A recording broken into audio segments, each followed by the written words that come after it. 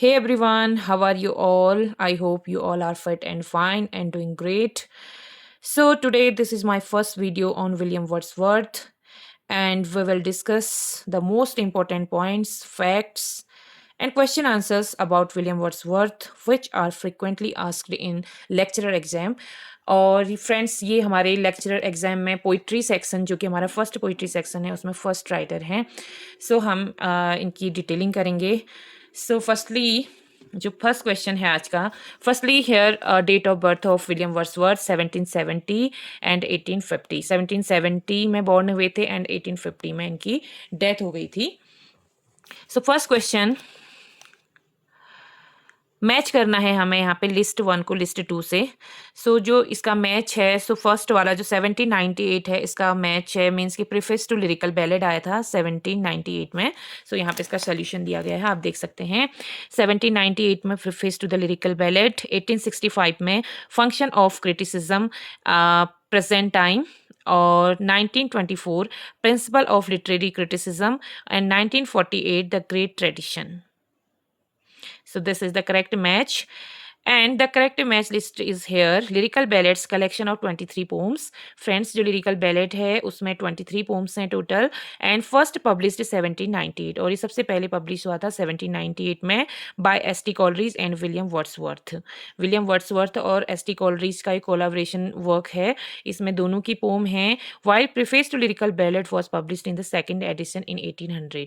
और जो lyrical ballad का जो second edition आया था वो 1800 में आया था और इसमें वर्ड्सवर्थ के द्वारा क्या किया गया एक प्रीफेस ऐड किया गया and today second question is Wordsworth odd on intimations of immortality hold the view that तो ये किस चीज़ को दिखाता है सबसे पहले मैंने यहाँ पे इसकी पब्लिशिंग डेट लिखी है 1807 मीन्स की जो odd on Intimation of immortality है ये 1807 में पब्लिश हुई थी और ये शो करता है किसको डिपिक्ट करता है soul lives in heaven before coming into the world तो इसको ये शो करता है यहाँ पे इसकी डिटेलिंग दी गई है William Wordsworth's Ode on Intimation of Immortality holds the view that soul lives in heaven before coming into the earth the poem published in the collection poem in 2 volumes जो ये पोम है Ode on Intimation of Immortality ये poem in 2 volumes में publish हुई थी 1807 में expresses the thought of narrator as when he was a child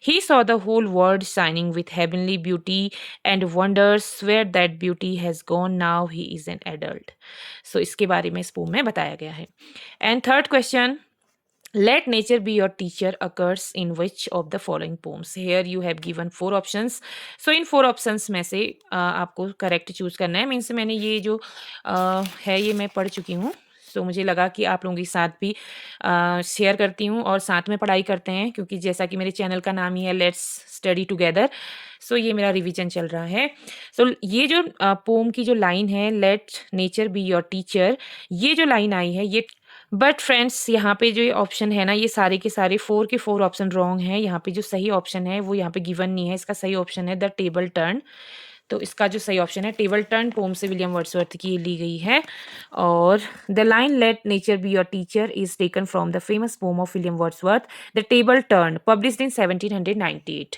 ये भी लिरिकल बैलेड में ही पब्लिश हुई थी टेबल टर्न और इसकी ये फेमस लाइन है 1798 in the lyrical ballads in this line the speaker is telling his friend that nature has more ability to teach than books means कि बुक्स की अपेक्षा हम नेचर से ज़्यादा सीख सकते हैं उसमें ज़्यादा एबिलिटी होती है ये बताया गया है इन लाइन्स में and that is why he should go outside rather than seek refuge to dry pages यहाँ पे नोट भी दिया गया all the above given answer is not correct with the given lines जो सही आंसर है वो मैंने आपको बता दिया है कभी कभी बुक्स में भी गलतियां हो जाती हैं इसका ये जो लाइन है ये टेबल टर्न से लिया गया है then fourth question Which of the following critic consider a poet as a man speaking to man?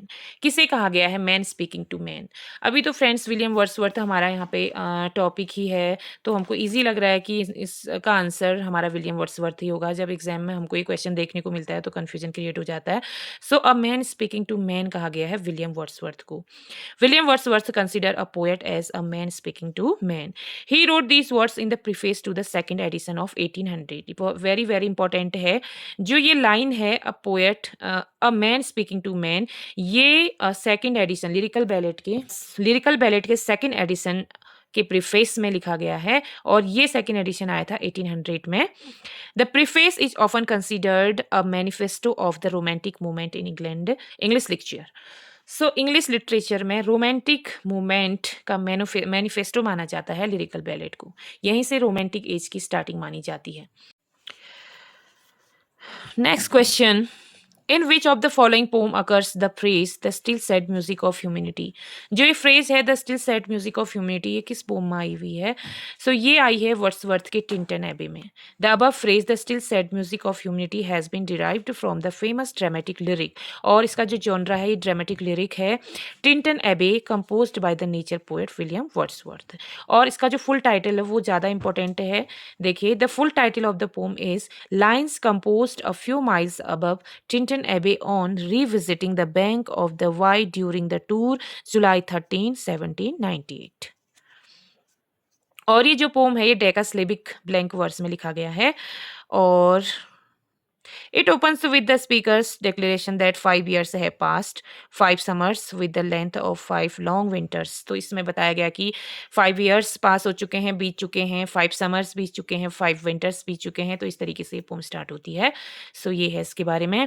Then we have next question 6 number, who suggested the following theory about poetry. Poetry के बारे में ये theory किसने दी है? Poetry is the spontaneous overflow of powerful feeling, it takes its origin from emotion recollected in tranquillity. ये very famous line है और ये किसने दी है? पोइट्री के बारे में किसने बोला है? सो ये बोला है विलियम वर्ड्सवर्थ ने, और इसको विलियम वर्ड्सवर्थ ने ऐड किया था लिरिकल बैलेट के सेकेंड एडिशन में प्रीफेस में, और जो कि 1800 में आया था। सो इसके बारे में यहाँ पे डिटेल दिया गया है। The theory about poetry ask the question suggested by William Wordsworth. He defines poetry in his preface to the lyrical ballads as इसके बारे में यहाँ पे दिया गया है। The theory about poetry asked in question suggested by William Wordsworth. He defines poetry in his preface to the lyrical ballads as poetry is the spontaneous overflow of powerful feeling. It takes its origin from emotion recollected in tranquility. ये line जो है as it ऐसे ही याद करें, और ये कहाँ पे आई हुई है? लिरिकल बैलेट के सेकेंड एडिशन के प्रीफेस पे आई हुई है, जो विलियम वर्ड्सवर्थ ने पोइट्री की थ्योरी दी है। Next question, Next question. According to Wordsworth, the poet is different from other men in that the poet has more lively sensibility. ये इसका करेक्ट आंसर है। Next question. What is the name of the river mentioned in the poem lines composed a few miles above Tinton Abbey? Very important question. Tinton Abbey में जिस river का के बारे में बताया गया है उस रिवर का क्या नेम है? सो उस रिवर का नाम है वाई रिवर। वाई रिवर इस रिवर का नेम है। Wordsworth's lines composed a few miles above Tinton Abbey on revisiting the bank of Wye during tour 13 July 1798 is a climatic poem of lyrical ballads 1798. Then no nightingale did ever chant more welcome notes to weary bands of travellers in some shady haunts among Arabian sands. Which of the following poems by William Wordsworth contain the above mentioned line? सो ये जो line है no Nightingale did ever चेंट, ये किस pome में आई है? Wordsworth की। सो ये आई है Solitary ripper. The above lines have been taken from the poem Solitary Reaper.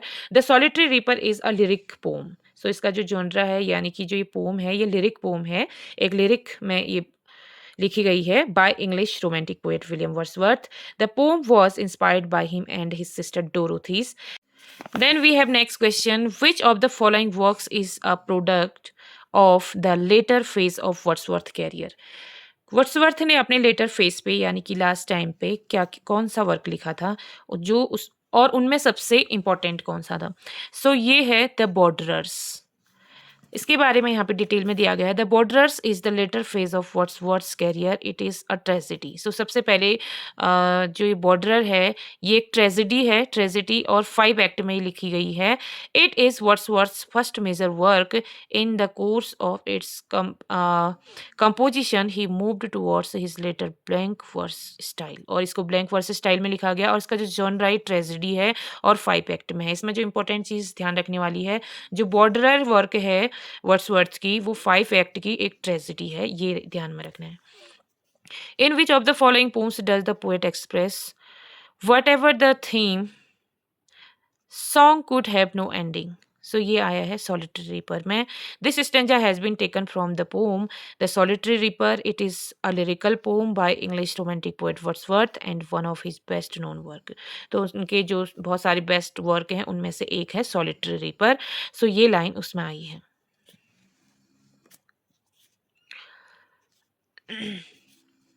In which of the following poems do we get the reference of Proteus and old Tritons?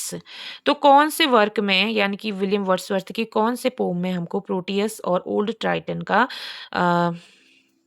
Reference मिलता है, उनके बारे में देखने को मिलता है। तो so friends, that's all for today. We will meet again in the next video to discuss some more important points and facts about William Wordsworth. Friend, if you enjoy and like my video, please make sure to like, share and subscribe it. I will continue making videos about other writers as well. So stay connected with my channel. Thank you. Thanks for watching. Bye bye. Take care.